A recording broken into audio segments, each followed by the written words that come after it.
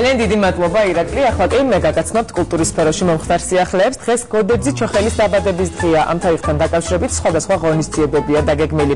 ხელნაწერთა ეროვნულ ცენტრში ჩოხელის წიგნის პრეზენტაცია გაიმართება. ბინდისფერი ხეობიდან ცამდე ამ სახელწოდების კრებული მწერლის და რეჟისორის 164 ნოველას აერთიანებს. მის ილუსტრირებაზე მხატვარმა ლევან ხარანაულმა იმუშავა. პრეზენტაციასთან ერთად მოეწყობა გოდერძი ჩოხელის მოკლემეტრაჟიანი ფილმის ჩვენება და აგრეთვე მისი პირადი ნივთების, წერილების და ხელნაწერების გამოფენა. ღონისძიებები ხელნაწერთა ეროვნულ ცენტრში დღეს 18 საათზე დაიწყება. წიგნი ძალიან კარგია და ასეთი გაკეთებული და აგებული წიგნია. თუ კითხვა გიყვარს თუ ამ წიგნში შესული არის 164 ნაწარმოები გოდერძი ჩოხელის. მცირე ჟანრის პროზა. ამაში იგულისხმება ნოველები, მოთხრობები და ჩანახატები.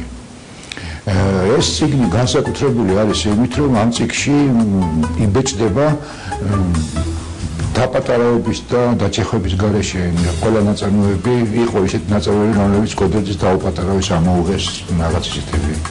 და ეს აქ შედის მთლიანად და ზოგი ისეთია, რომელიც თქვათ არსად არ დაბეჭდილა.